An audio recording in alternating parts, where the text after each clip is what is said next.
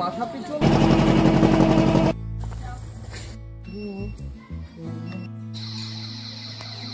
Hello সবাইকে, একটা নতুন ব্লগে তোমাদেরকে স্বাগত। আমরা কিছুদিন আগে টাকি ঘুরতে গেছিলাম, তো সেইখানে কি কি দেখেছি পুরোটাই তোমাদের সাথে শেয়ার করব। সেই দিন আমরা সকাল 9:30 নাগাদ বেরিয়েছি। আমার ছেলে তো ঘুমিয়েই পড়েছে গাড়িতে উঠে, কারণ যখনই ওকে গাড়িতে তোলা হয় ও তখনই ঘুমিয়ে পড়ে। তারপরে আমরা কিছু দূর গিয়েই সোনা হোটেল নামে একটা হোটেলের সামনে গাড়িটা দাঁড় করালাম এবং সেখান থেকে কিছু সকালের খাবার খেলাম। আমরা কোনো ব্রেকফাস্ট করে বেরিয়েছিলাম না, শুধু একটু চা খেয়েছিলাম। তো এখানেই নেমে ভাবলাম আমরা ব্রেকফাস্টটা সেরে নিই। ব্রেকফাস্টে সবাই সবার মতো অর্ডার দিয়ে নিল। নানপুরি দিয়েছিলাম, রুমালি রুটি দিয়েছিলাম আর চাউমিন দিয়েছিলাম। তো আমি যেহেতু রুমালি রুটিটা খেতে ভালোবাসি, তো আমি রুমালি রুটি অর্ডার দিয়েছিলাম। আমি আর তীর্থ রুমালি রুটি খেয়ে নিলাম। তার মধ্যে দিয়ে দেখো আমার পুচকেটা কেমন করছে, ও নাকি রুটি খাবে। সে রুটি তো খেলোই না, নষ্ট করলো। যাই হোক, ওখানে সবার খাওয়া দাওয়া সেরে আমি আর দিদি দুজনে চা খেলাম। অ্যাকচুয়ালি সকালবেলা একটু সবার ঘুম ঘুম আসছিল, তো চাটা খেয়ে মনে হলো যে ঘুমটা পুরোপুরি কেটে গেছে। সেই জন্যেই আমি চা আর দিদি দুজনেই মিলে চা খেলাম। তো আমাদের প্রায় হয়ে গেছে খাওয়া দাওয়া, তো সবাই আবার বেরোলাম।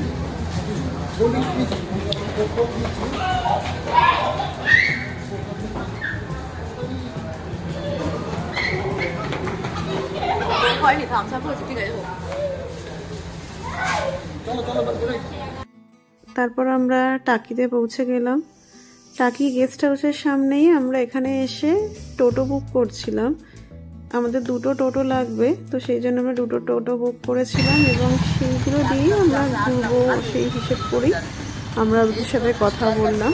তো প্রথমেই দেখো নিয়ে গেল এই রাজবাড়িতে, এবং এই রাজবাড়ির সব কাহিনী কি কি সব ইনার মুখেই তোমরা শুনে নাও।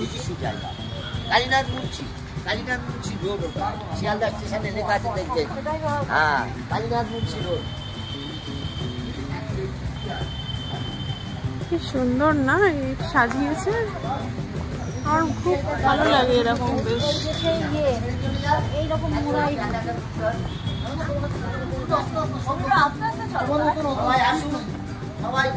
আমরা অনেক লোক আছি, এই রাজবাড়িতে আমরা আগে মহিষ বলি, ঠাকুর মা হচ্ছে মহিষ বলিতে ওনারা ছিলেন যে জমিদার, মহিষ বলি করতে হবে দুর্গা পুজোয়। কলকাতার থেকে লোক এই ছাদে ভর্তি হয়ে যেত লোক, বুঝেছেন? এই মহিষ বলির খাড়া এটা, যে মহিষ বলি করবে ঠাকুর মশাই তাকে উৎসর্গ করে দেবে, তারপর মহিষ বলি হবে। ওইটা মহিষ বলির খাড়া, ছোটটা হচ্ছে ফাটাবলির খাড়া। এটা চণ্ডী পুজোর ঘর, চণ্ডী পুজো হবে। তারপরে ওই হচ্ছে জগন্নাথ রায়চৌধুরী, আর ওই হচ্ছে ঠাকুর মা। ঠাকুর মা মানে ওনার ওয়াইফ। এই বাড়ি ঠাকুর মাই আমাদের সব ছিলেন, মারা গেছেন। শিয়ালদা স্টেশন থেকে ওনার হাট ছিনতাই করে নিয়েছিলেন। তো 6 ঘন্টা টাইম দিলাম, 6 ঘন্টার মধ্যে পুলিশের টাইম দিয়েছিল, 6 ঘন্টার মধ্যে হাট পৌঁছে দিতে হয়েছিল। এই সেই জগন্নাথ রায়চৌধুরী, চন্দ্রকান্ত রায়চৌধুরী। এই সিন্ধুপুরে দেখছেন সব পিতল কাঁসা ভর্তি। এই পিতল কাঁসা মা দুর্গা পুজোয় লাগে, কেউ হস্তক্ষেপ করতে পারবে না। ওই একটা থালা দেখুন নৈবেদ্য সাজানো হয়, ওই থালাটায় কালীবাড়ি যাবে, ওই নৈবেদ্য সাজিয়ে যে সাগরেদ আছে সেই সাগরেদ নিয়ে যাবে, মাথায় মার কাছে নিয়ে যাবে, আগে মা উৎসর্গ করে দেবে, তারপরে এখানে পুজো হবে। টাকিতে 16টা ওয়ার্ড, তারও ক্ষমতা নেই ঠাকুর তৈরি করার। এই রাজবাড়ি ঠাকুর আগে বেরোবে, পুলিশ গাড়ি তারপরে। চলুন অনেক কাহিনী বলবো। আর এইটা হচ্ছে খাবার জায়গা, খাবার জায়গা। ওই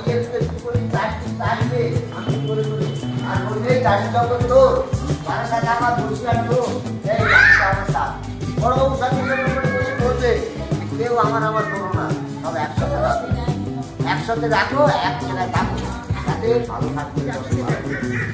এই হচ্ছে সেই যার নামে এখনো পর্যন্ত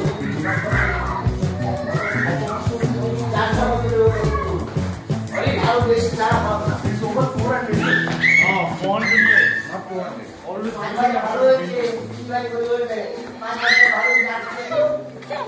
পাপা দৌড়াবি না, দুটোই আয়। এই রাজবাড়ির পেছন দিকটাই মায়ের মন্দির আছে। মা দুর্গার মূর্তি নাকি সারা বছর ধরে এখানে থাকে। মা দুর্গার ছোট একটা মূর্তি এখানে বানানো আছে। প্রতি বছর যখন মাকে বিসর্জন দেওয়া হয়, মানে বড় মূর্তি যখন বিসর্জন দেওয়া হয়, বিসর্জনের পরে ছোট মূর্তিটা এখানে রেখে দেওয়া হয় এবং সারা বছরই এখানে থাকে। তো এটা দেখার পর আমরা এখানে চলে গেছিলাম। এখানে বিসর্জন মুভির কিছু শুটিং এখানে হয়েছিল। এই জায়গাটা এতটাই সুন্দর কি বলবো।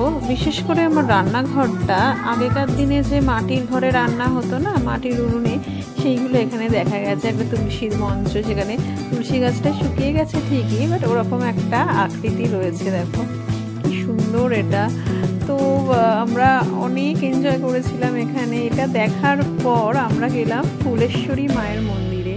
এই মন্দিরটার না অনেক কাহিনী আছে। শোনা কথা যে এখানে এক সাধক ইছামতি নদীর তীরে সাধনা করতে করতে মা কালীর ঘট পেয়েছিলেন। তারপর মা কালী স্বপ্ন দেখিয়েছিল। স্বপ্ন দেখানোর পর এই মন্দিরটা তৈরি। খুব জাগ্রত। তো আমাদের অনেক সৌভাগ্য যে মায়ের দর্শন আমরা সেদিন পেয়েছিলাম।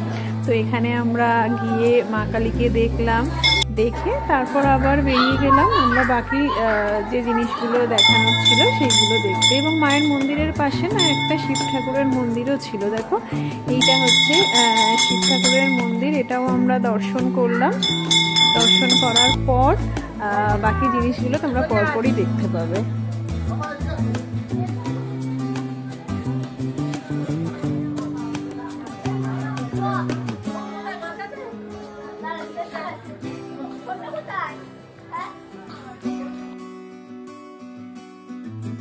তারপরে গেলাম হচ্ছে রামকৃষ্ণ মিশন আশ্রম রয়েছে। এখানে আমরা নামিনি, বাইরের থেকেই দেখে গেছি। এটা দেখার পর আমরা ইছামতি নদীতে নৌকা ভ্রমণে গেছিলাম। প্রথমে ভাবছিলাম যে নৌকা চড়বো না, বাট সবাই বললাম যে আবার কবে আসবো, তাই যখন সবাই একসাথে এসছি নৌকাটা চড়েই নি।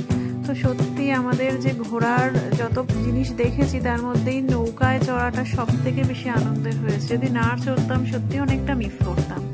তো দেখো সবাই একে একে আমরা নৌকায় চললাম এবং নৌকায় করে মানে নৌকা যখন চালাচ্ছিল তখনই ওরা বলছিল আশেপাশে কোথায় কি আছে, কি দেখা যাচ্ছিল, পুরো ডিটেলসে ওরা বলেছে। মানে যিনি চালাচ্ছিলেন আর কি, তোমরা শুনতে পাবে ওরা কি বলেছে, আশেপাশে যা যা দেখা যাচ্ছে। এবং আমরা তো আশেপাশে তোমার বাংলাদেশের বর্ডারটা দেখা যাচ্ছিল।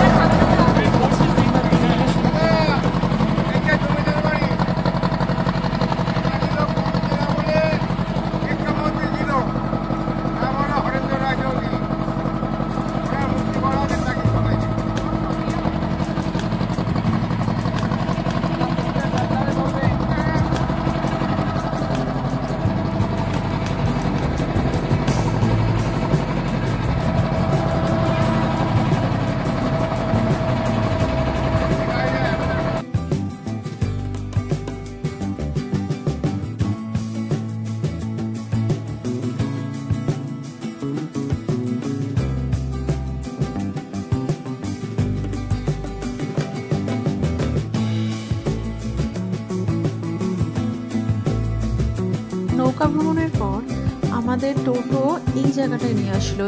বললো যে এখানে গয়নার বাক্স মুভির কিছু শুটিং হয়েছিল।